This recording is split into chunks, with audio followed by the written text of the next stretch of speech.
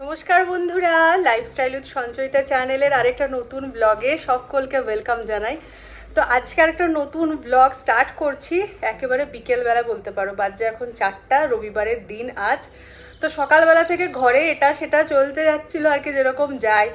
আর কিন্তু আজকে বিকেলবেলাটা বেরোনোর ছিল, তো ভাবলাম যে বিকেলবেলায় যখন বেরোচ্ছি তখন থেকে ব্লগটা শুরু করি, কারণ যাচ্ছি একটা ভীষণ সুন্দর জায়গায় ফার্স্ট টাইম। কালকেও গিয়েছিলাম, তো কালকে যেহেতু সেকেন্ড টাইমেই গিয়েছিলাম বলতে গেলে, তোমরা একবার অলরেডি দেখেছো, কিন্তু জায়গাটা তো খুব সুন্দর, যতবারই যাই মনে হয় তাকিয়ে থাকি, ভালো করে দেখি।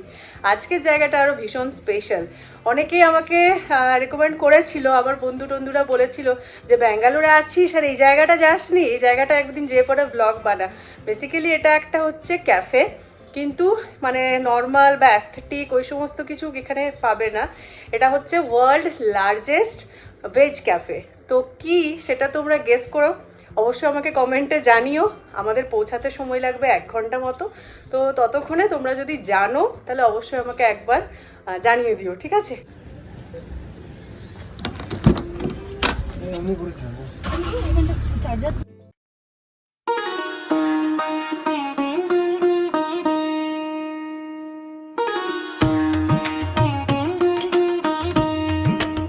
মোটামুটি 15-20 মিনিট হলো আমরা পৌঁছেছি। আর আশেপাশে যে সমস্তটুকু দেখা হয়েছে, যতটুকুই দেখা হয়েছে, তার থেকে এই জিনিসটা বোঝা যাচ্ছে যে মোটামুটি কর্ণাটকের যা কিছু ফেমাস রয়েছে, কর্ণাটকের কালচার যা রয়েছে, সেটাকে এখানে ছোট ছোট আকারে তুলে ধরা হয়েছে জায়গাটাকে সাজানোর জন্য। যেমন প্রথমেই আমরা ঢুকতেই দেখলাম যে গশালা রয়েছে, কৃষ্ণা কুটিরা ওরকম নাম দেওয়া হয়েছে। তারপরে একটা ভালো খুব সুন্দর তুলসী মঞ্চ দেখলাম, যেটা আমাদের মানে সাউথের স্পেশালি কর্ণাটকা, কেরালার প্রত্যেকটা বাড়ি, হিন্দু বাড়িতেই একটা করে তুলসী মঞ্চ থাকবেই। তারপরে এখানে পাশে দেখলাম কাবেরী বে, এখানে একটা ফলস ঝর্ণা করানো হয়েছে, তো সেটাও বেশ সুন্দর। চলো এবার আগে বলতে থাকি আর কি কি জিনিস রয়েছে দেখি।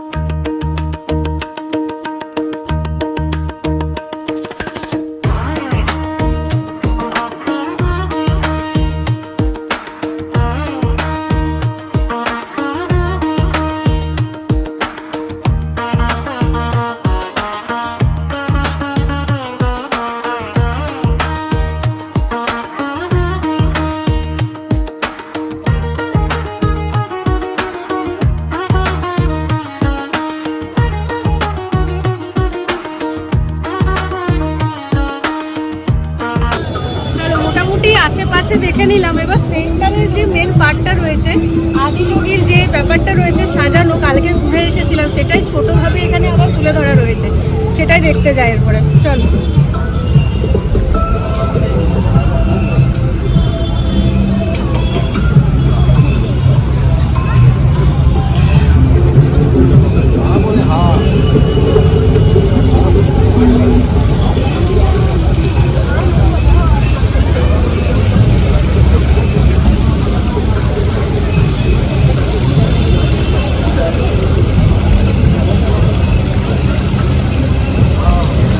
জায়গাটা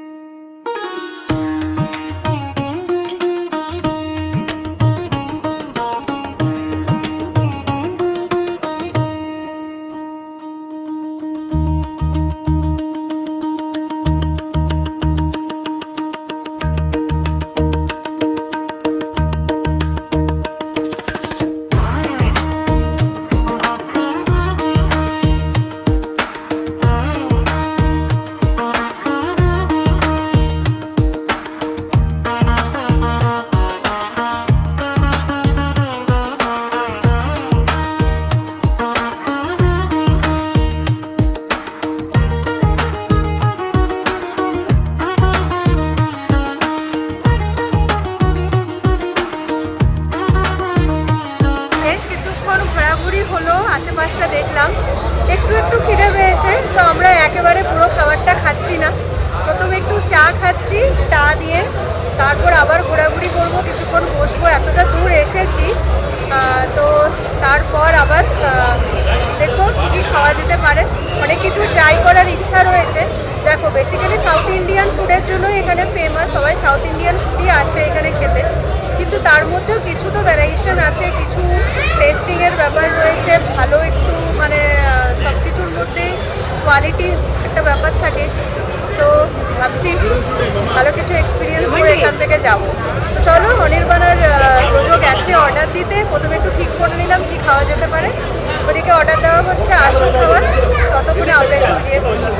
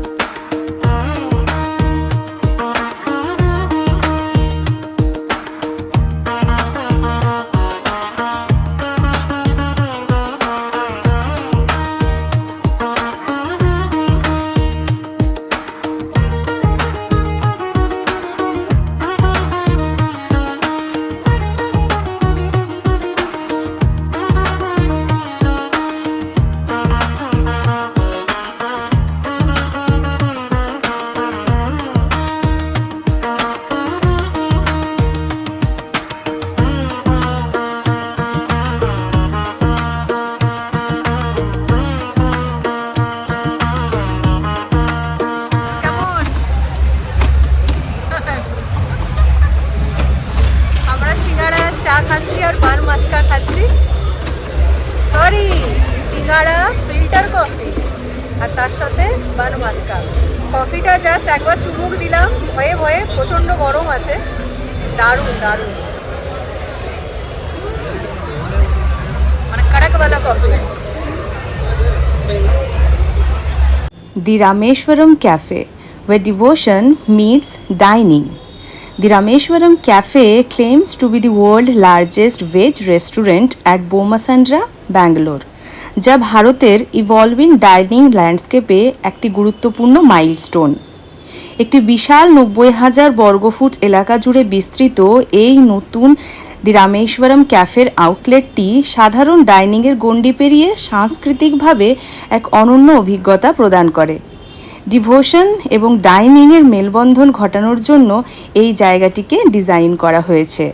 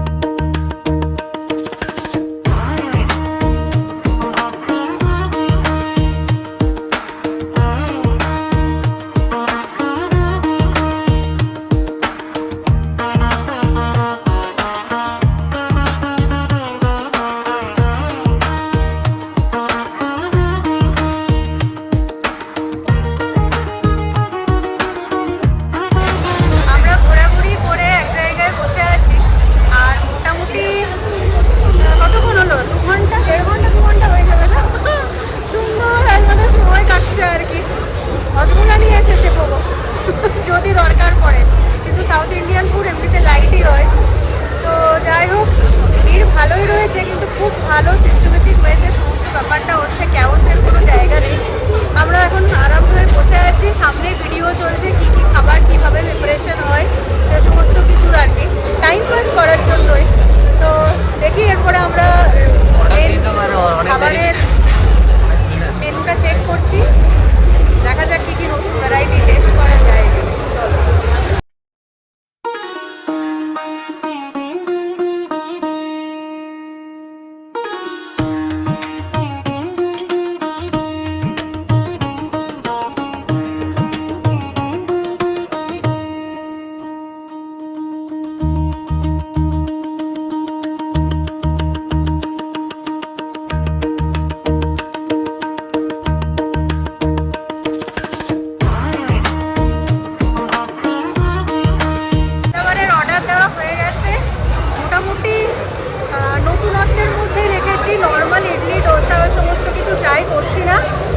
একটু আলাদা রকম সমস্ত কিছু অর্ডার করা হয়েছে।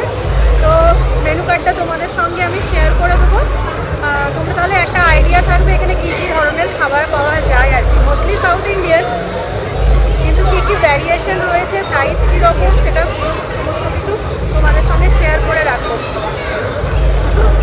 খাবার দাবার আসুক, মোটামুটি অনেকগুলো ভাগ রয়েছে, সেই সবগুলো থেকে একটা দুটো করে অর্ডার করা হয়েছে।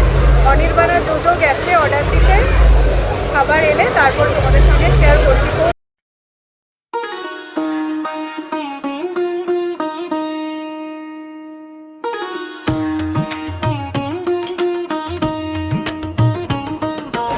সন্ধ্যাবেলা বুঝতেই পারছো সমস্ত জায়গায় মোটামুটি ভিড় থাকে, আর এখানের ভিড়টা তো একদম চোখে পড়ার মতো। যে সময় এসেছিলাম সে সময়ও ভিড় ছিল, কিন্তু এতটা না। এবার সবাই রাত্রিবেলা ডিনার করার সময় হয়ে গেছে, ঘড়ির কাঁটায় প্রায় বাজছে 8টা 10-15। অর্ডার দিতে অনির্বাণ গেছে, খাবার আসতেও অনেকটাই সময় লাগবে, কিন্তু খুব জলদি আর কি কাজকর্ম চলছে, ফটাফট সমস্ত কিছু হচ্ছে, মানে লাইনটা দিতেই যত দেরি আর কি দিলে। তো যাই হোক, ওদিকে গেছি, আমি এদিকে একটু চেয়ার টেয়ার দেখতে এলাম। সে বিয়ে বাড়ির মতো অবস্থা, কেউ উঠে গেলে আমি ওখানে ওয়েট করছি আর কি। একটা জায়গা রয়েছে বসে খাবার, তো সেই জায়গাটা খালিও রয়েছে। তো আমার আইডিয়া ছিল না যে ওইখানে শুধুমাত্র থালি ব্যাপারটাই সার্ভ করা হয়।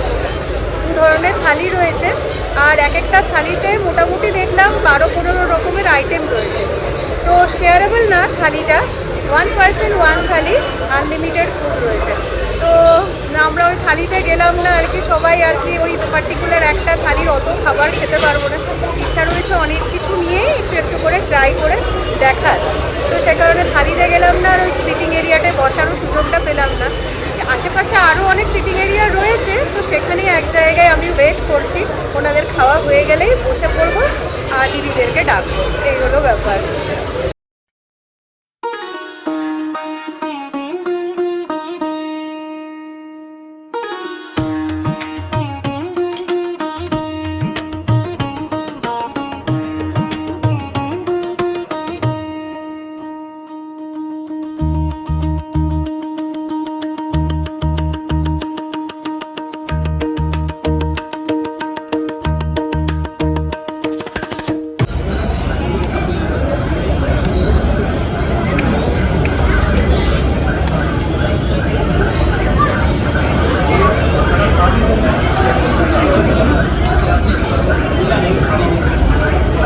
খাওয়া দাওয়া মোটামুটি কমপ্লিট। এই ব্যাচটা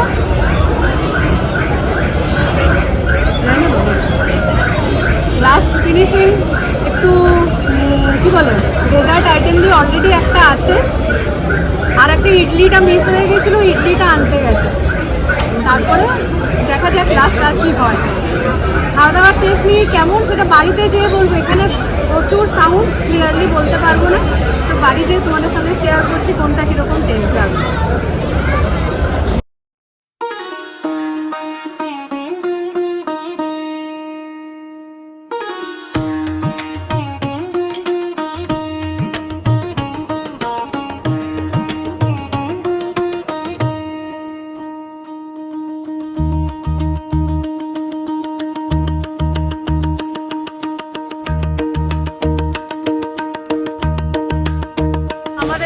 পর্ব চুকলো, খাওয়া দাওয়া সমস্ত কিছু কমপ্লিট। এবার এখান থেকে বেরিয়ে যাব। যেহেতু বাড়ি থেকে আমরা অনেকটাই দূরে, প্রায় 30 কিলোমিটার দূরে, আসার সময় ক্যাবে এসেছিলাম, ফিরছি আমাদের ইচ্ছা রয়েছে মেট্রোতে যাওয়ার।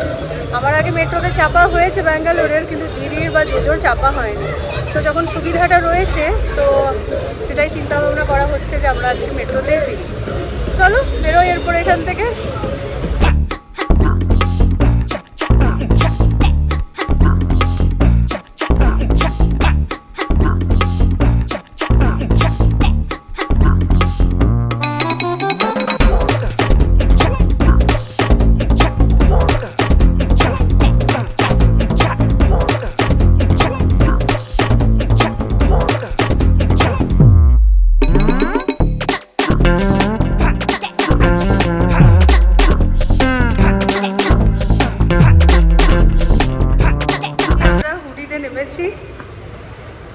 যে জার্নিটা আমাদের 1 ঘন্টায় বাড়ি পৌঁছে যাওয়ার কথা ছিল ডিরেক্টলি ক্যাবে করে,